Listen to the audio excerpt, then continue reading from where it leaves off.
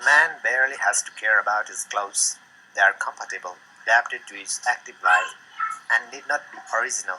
They are hardly part of his personality. What's more, no one expects him to take care of them himself. Some women, volunteer or paid, delivers him from this code. The narcissist cannot accept that others are not passionately interested in her. If she has the clear proof she is not adored, she immediately supposes she is hated. Her failures are the result of dark machinations, and thus they confirm her in the idea of her importance. Narcissist refuses to accept she can be seen other than as she shows herself. She no longer listens, she talks, and when she talks, she recites her lines. Whatever she cannot assimilate to her one case, to her one story, remains foreign to her. The woman rarely consents to ask herself, does he really love me? But asks herself 100 times, does he love another? And she assumes that her male continues to love her in his freedom while being snared or tricked by some clever schemer. The man grasps the woman as being assimilated to him in her immanence. There is no great distance between betrayal by absence and infidelity. She becomes more religious, she becomes rigidly stoic like Madame de Chiry, she becomes brittle, indifferent, egotistical. The woman narcissist suffers a radical failure. She cannot grasp herself as a totality. The woman who does nothing becomes nothing and flatters are nothing. In spite of all her bad faith, she is aware of this nothingness. Her misfortune is that her solitude, like that of every human being, is felt as contingence and abandonment to everyday task. She has received everything from love. She can lose everything by losing it, vague or definite, unfounded or justified. Jealousy is frightening torture for the woman because it is a radical contestation of love. If the betrayal is sudden, it is necessary to either renounce making the religion of love or renounce that love. It is such a radical upheaval that one can understand how the woman in love, both doubting and deceived, can be obsessed by the desire and fear of discovering the mortal truth. It would be a grave error to believe that in choosing herself as the supreme end, she escapes dependence. On the contrary, she dooms herself to the most severe slavery. She does not make the most of her freedom. She makes herself an endangered object in the world and in foreign consciousness. Neither men nor women like working under a woman's orders.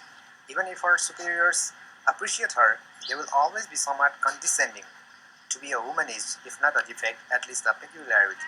She remains dominated, invested by the male universe. She lacks the audacity to break through the ceiling. She does not passionately lose herself in her projects. It has often been observed that men are far more overwhelmed by being widowed late in life.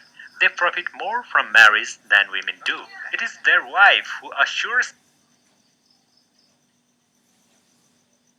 their monotonous rhythm and reigns over them. Woman continues at least to run the home. She is necessary to her husband, whereas he is only a nuisance. Whether she is amused or bitter, the old woman's wisdom still remains completely negative. Contestation, accusation, refusal, it is sterile. At no time in her life does she succeed in being both effective and independent. In their private or public activities, most women do not aim for a goal that can be reached, but for a way to keep busy.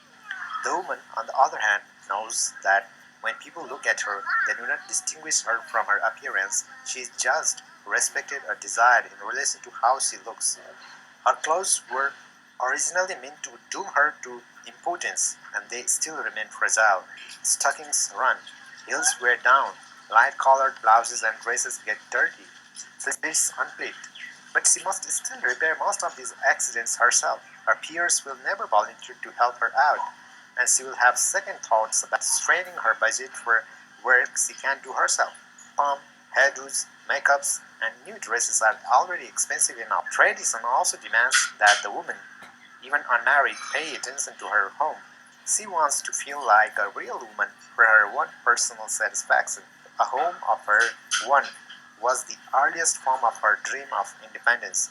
She would not think of discarding it.